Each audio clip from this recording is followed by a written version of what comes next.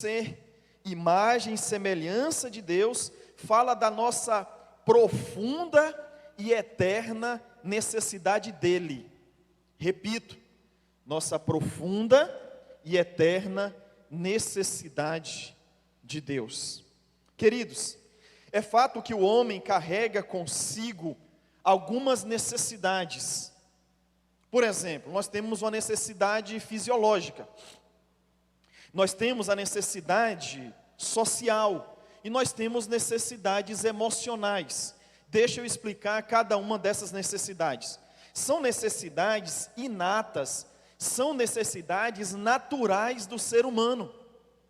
Então, necessidade fisiológica fala da nossa necessidade de alimento.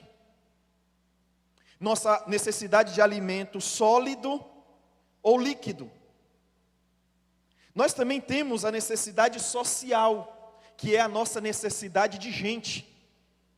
Necessidade de gente. Gente, outras pessoas para compartilharmos a vida. Porque nós mesmos não nos bastamos. Tem gente que diz assim: é Deus e mais nada. Deus me é suficiente, eu me basto, eu e Deus. Ei, errado. Porque o mesmo Gênesis vai dizer, e é uma declaração do Criador: não é bom que o homem e nem a mulher estejam sós. Então nós temos uma necessidade social, nós temos uma necessidade de gente. Nós também temos uma necessidade emocional, necessidade de afeto, necessidade de valorização, necessidade de amor. Nós precisamos de alguém que nos ame, e a gente precisa amar alguém. Nós precisamos valorizar alguém, ou pessoas, e precisamos de pessoas que também nos valorizem. Há em nós uma necessidade natural de afeto. E quem se apresenta como muito durão, que não gosta do carinho, do elogio, conversa fiada. Você gosta.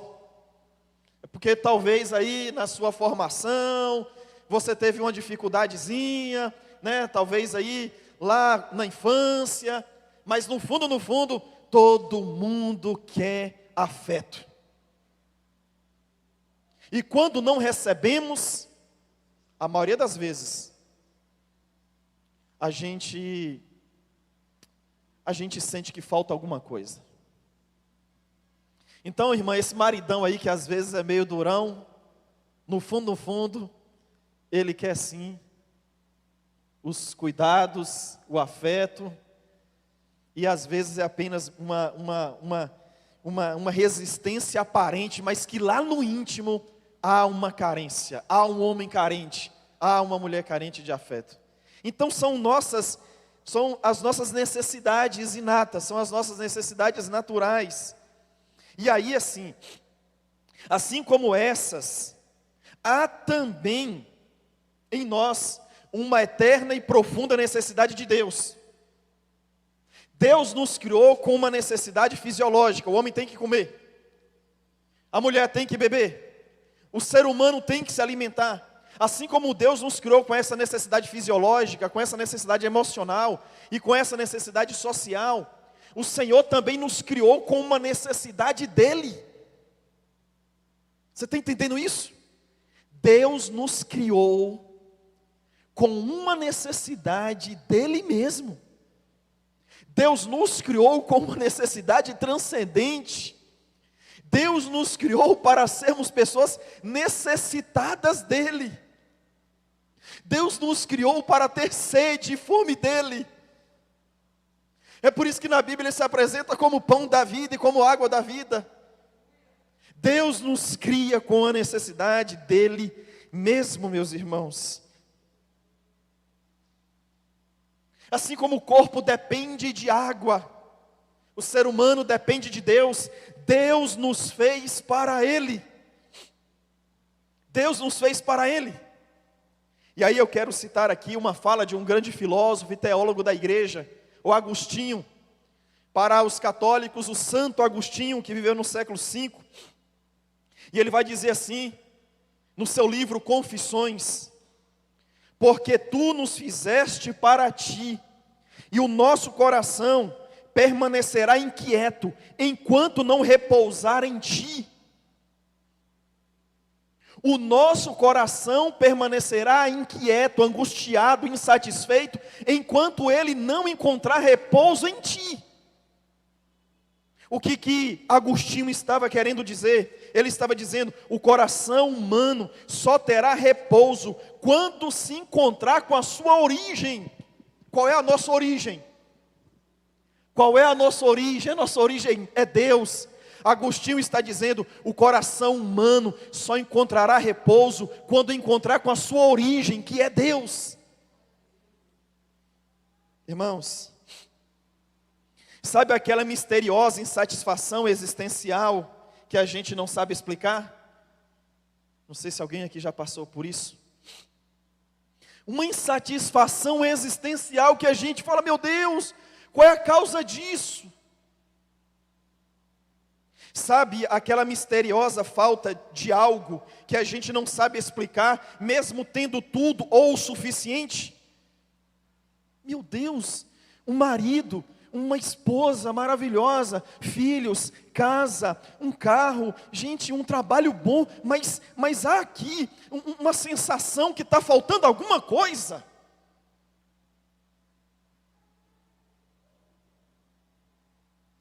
Sabe aquele misterioso vazio que a gente não sabe explicar e não sabe a causa e o motivo? O cristão russo Dostoiévski, ele explica, ele diz assim: existe no homem um vazio do tamanho de Deus. Meu Pai, talvez eu esteja pregando para pessoas aqui no templo ou aí em casa, que você diz assim: pastor, o senhor está falando comigo, é? Essa mensagem é a minha vida.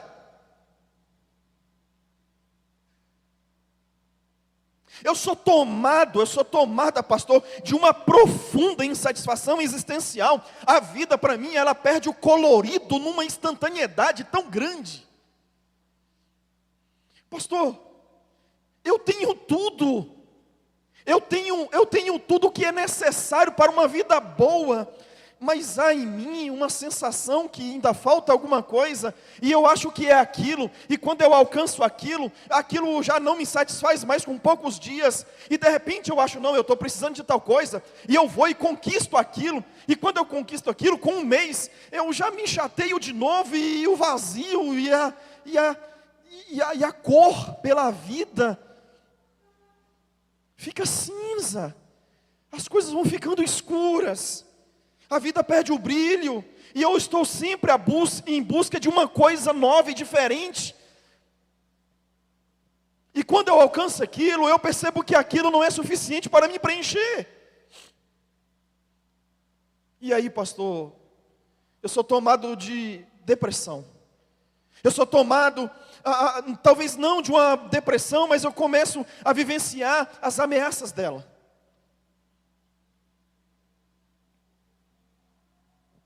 Eu quero convidar vocês para caminhar comigo em João capítulo 4. João capítulo 4. Porque o evangelista João, ele conta em seu evangelho, no capítulo 4, um episódio que explica bem essa necessidade de Deus. Então, com muita paciência, vamos entender esse negócio essa noite.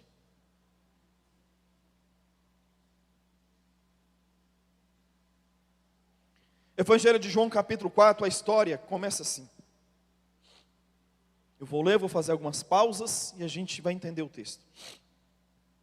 E quando o Senhor veio a saber que os fariseus tinham ouvido que Jesus fazia e batizava mais discípulos do que João, ainda que Jesus mesmo não batizava, mas sim os discípulos. O que Jesus fez? Deixou a Judeia e foi outra vez para a Galileia. E era necessário passar por Samaria, uma pausa. Picuinha religiosa, é o nome desse negócio aqui, picuinha religiosa. Quando os fariseus ficaram sabendo que Jesus estava batizando, mesmo que não era o próprio Jesus que batizava, mas sim os seus discípulos, Mas o texto quer dizer que muita gente estava seguindo Jesus e abandonando o farisaísmo. Os fariseus e os líderes da cúpula farisaica foram tomados de inveja, de ciúme, de revolta. E Jesus, como não queria um conflito naquele momento, o que ele fez? Ele saiu da Judéia e foi outra vez para a Galiléia. E era necessário passar por Samaria. Olha só, ele estava na Judéia, ele foi outra vez para a Galiléia, mas era preciso passar por Samaria. Aqui nós temos o mapa geográfico da Palestina no primeiro século. Entenda bem a geografia. No primeiro século, o Israel era dividido em pelo menos em 3 territórios. No sul, vamos colocar que aqui seja o sul. Aqui, sul, a região da Judéia, capital, Jerusalém. No meio, Samaria, onde viviam os samaritanos. E no norte, a região da Galileia. O que é que João está dizendo? Que Jesus saiu da região sul, foi para a região norte para evitar o conflito, mas quem sai da Judéia e vai para a Galileia, tem como caminho mais curto passar por Samaria. Mas muita gente não passava por Samaria. Por que não passava por Samaria? Por conta do conflito entre os samaritanos, judeus e samaritanos. O que o povo, muitos faziam para não passar por Samaria? Cortavam a volta pelo Jordão. Se você sai da Judéia e vai se você sai da Judéia e vai para a Galiléia numa linha reta, você demora 3 dias. Se você corta a volta pelo Jordão, é 6. Mas muita gente ia pelo caminho do Jordão. Por quê? Porque não queria contato com o samaritano. Havia um ódio recíproco. Havia um ódio mútuo. Mas Jesus, o que ele fez? Ele cortou volta? Não. E sabe por que ele foi numa linha reta? Porque ele não está nem aí para esses conflitos raciais. A missão de Jesus é ultra-racial. A missão de Jesus vai além de limites geográficos. Mas Jesus não foi pelo caminho mais curto, porque queria economizar tempo. Ele queria encontrar com uma mulher vazia de alma. Ele queria encontrar com uma mulher que o seu interior era um verdadeiro deserto existencial.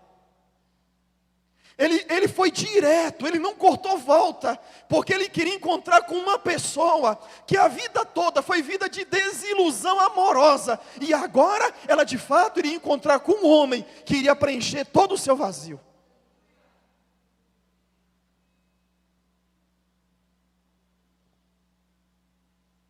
Eu não ia falar isso, mas eu vou falar. Alguns homens e algumas mulheres colocam no casamento a esperança do preencher dessa alma vazia. Mas entenda uma coisa, homem e mulher, esse maridão, mesmo que seja tão gente boa, essa mulher mesmo que ela seja tão maravilhosa, ela não pode preencher esse vazio, porque ele é do tamanho de Deus.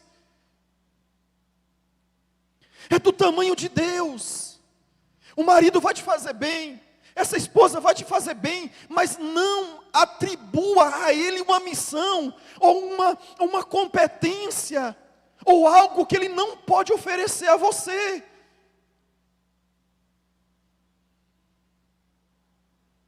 Versículo de número 5. Foi, pois, a uma cidade chamada Samaria, chamada Sicar. Aqui Jesus já tinha caminhado 100 quilômetros. Junto da herdade de Jacó, que Jacó tinha dado ao seu filho José, e estava ali a fonte de Jacó. Jesus, pois cansado do caminho, assentou-se assim junto à fonte. A fonte ficava fora da cidade, era o chafariz local. Era que hora? era quase a hora sexta, meio-dia, o sol de rachar. Veio então uma mulher de Samaria tirar água. Uma mulher tirar água meio-dia. Isso é uma coisa estranha, não é? Por que tirar água meio-dia? Por que ir para o chafariz meio-dia? Por que ir para o poço meio-dia? Por quê? Será que aquela mulher não queria encontrar com gente? Porque é chafariz, então eu não quero contato com gente. Eu não quero contato com gente porque essa cidade me recrimina. Tudo bem, eu já tive 5 maridos e o que eu tenho agora não é meu, mas essa cidade me humilha, eu não quero contato com gente. Então eu vou para o chafariz meio-dia quando não tem ninguém lá. Só que ela chegou lá e encontrou alguém.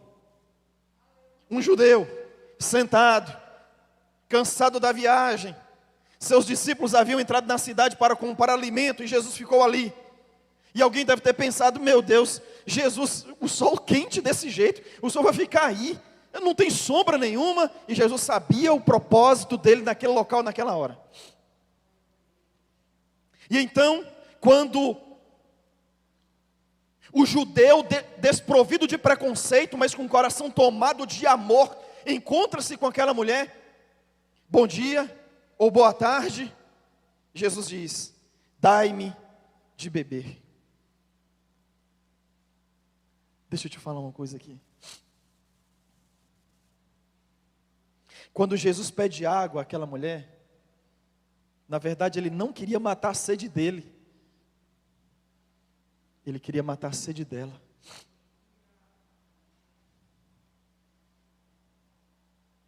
Quando Jesus pede água, ele não está querendo matar a sede dele, ele está querendo iniciar um diálogo para matar a sede dela. É isso. Verso 8. Porque os seus discípulos tinham ido à cidade comprar comida, disse, pois, a mulher samaritana, aqui vem agora o preconceito racial, o ódio racial, como sendo tu judeu, pedes de beber a mim, que sou mulher samaritana, porque os judeus não se comunicavam com os samaritanos. Jesus respondeu e disse, se tu conheceras o dom de Deus, e quem é o que te diz, dai-me de beber, tu lhe pedirias, e ele te daria água viva. Vem cá, o Senhor não tem vergonha na cara, não? Primeiro, o Senhor é um homem. E o Senhor puxa conversa comigo, uma mulher. Outra coisa, o Senhor é um judeu. E além de conversar comigo, o Senhor ainda pede água do meu cântaro, do meu balde. Aí João explica porque os judeus não conversam com os samaritanos e vice-versa. Aí você pergunta qual é o motivo dessa intriga, pastor? O motivo é meramente uma questão de ódio racial. Os judeus do sul entendiam que os samaritanos não eram judeus puros. Os judeus entendiam assim, olha, os samaritanos perderam a pureza, quando no ano de 720 a.C., eles foram invadidos pela Síria, e depois disso eles se misturaram com outras mulheres, então eles perderam a pureza racial, e aí o que ocorre é que o samaritano era tratado pelo judeu como gentil, e como o judeu nutria esse preconceito, foi se construindo um ódio mútuo com o passar do tempo. Como tu sendo judeus, pede água a mim que sou mulher samaritana. Jesus então responde, mulher, se tu soubesse quem é que te pede água, se tu soubesse quem é que te pede água, tu me pedirias água, e eu ao invés de te dar dessa água aqui, eu te dou água viva. Se você soubesse com quem você está conversando, se você soubesse que eu sou a fonte de água da vida, que jorra para a vida eterna, você pediria a mim, e eu te daria água da vida. O texto continua. Disse-lhe Jesus A mulher, disse-lhe a mulher, Jesus, disse a mulher: Senhor, tu não tens com que tirar água e o poço é fundo. Onde, pois, tem água viva? O senhor está de brincadeira. O senhor não tem uma corda, o senhor não tem um balde, e ainda quer me oferecer água viva? Por acaso o senhor é maior do que Jacó? Aí Jesus poderia ter dito: eu sou maior do que Abraão, Isaac e Jacó. Sim, eu sou. O nosso pai Jacó, que nos deu o poço, bebendo ele próprio dele, e também os seus filhos e o seu gado. Por acaso o senhor é maior do que Jacó? Jesus é o maior homem que já existiu. Jesus é um sacerdote maior do que Samuel, um rei maior do que Davi e um profeta maior do que Elias. Verso 13, Jesus respondendo, disse-lhe: qualquer que beber dessa água, desse poço, dessa fonte, vai voltar a ter sede.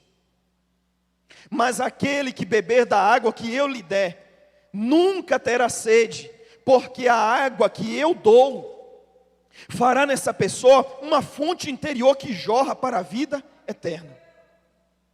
Disse a mulher: Senhor, dai-me dessa água, Senhor, para que eu não mais tenha sede e venha aqui tirar a água desse poço. Irmãos, existe uma sede na alma humana que só Jesus pode saciar.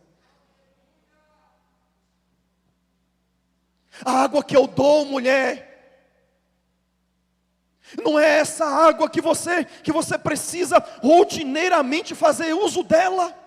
Irmãos, Jesus está dizendo: a água que eu dou, vocês bebem uma vez só. Bebem uma vez só. E quando vocês bebem dessa água, vocês, pelo resto da vida, ela jorra como uma fonte que mina, que oferece água em abundância eternamente.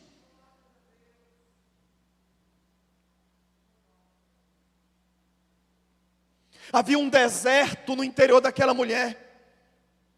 E talvez aquela mulher agora se pergunta: como eu faço para ter posse? Como eu faço para alcançar, para beber dessa água? O texto não diz. Mas o próprio Jesus naquele momento poderia ter dito: eu sou a água. Eu sou a água da vida. Beba de mim. Beba de mim, se entregue a mim, viva para mim, retorne à sua origem. Eu te criei lá no Éden. Retorne para mim, eu, o Deus visível. Segundo Paulo em Colossenses 1,15, retorne para mim, porque só voltando-se para mim você encontrará paz e saciedade de alma. Chame o teu marido. Eu não tenho marido. Foste verdadeira. Já tiveste 5. E o que você tem agora não é marido teu. Irmãos, como essa mulher, ela exemplifica a insatisfação de alma humana. Dostoiévski não disse que nós temos um vazio do tamanho de Deus? Pois bem, o que ocorre é que diante dessa misteriosa insatisfação, dessa misteriosa falta de algo e desse vazio inexplicável, a gente busca preenchê-lo. E essa falta e esse vazio, que a gente não sabe ao certo qual é a causa, a gente fica buscando meios para preenchê-lo. Alguém diante do vazio de alma busca a fama, o poder, a riqueza, o reconhecimento, busca o sexo, busca as drogas, busca uma série de coisas aí que a gente pode ir citando, e a gente pode pensar em coisas mínimas, mas são buscas e interesses para satisfazer ou preencher um vazio que é do tamanho de Deus.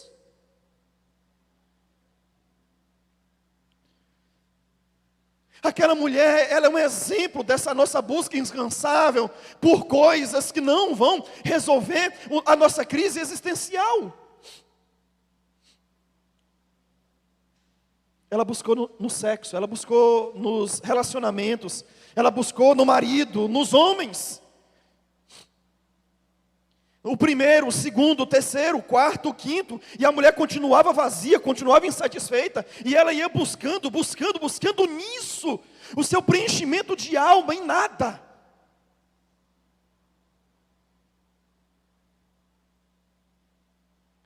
Entenda, eu não estou usando um jogo de linguagens aqui.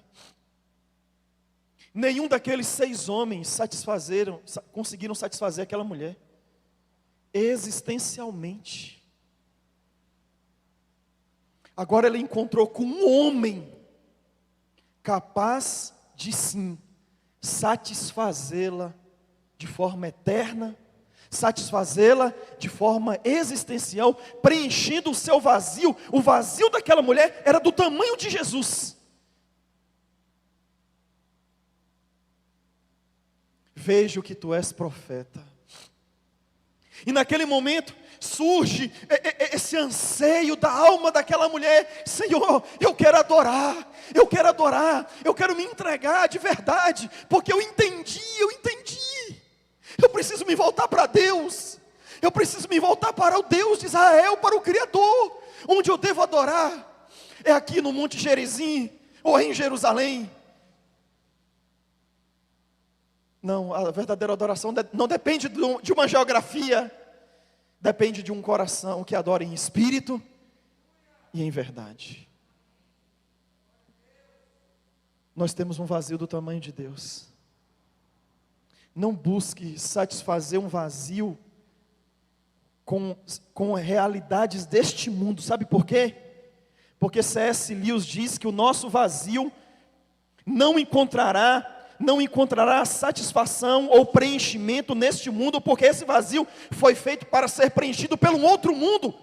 Nós encontramos preenchimento da alma no céu, em Deus.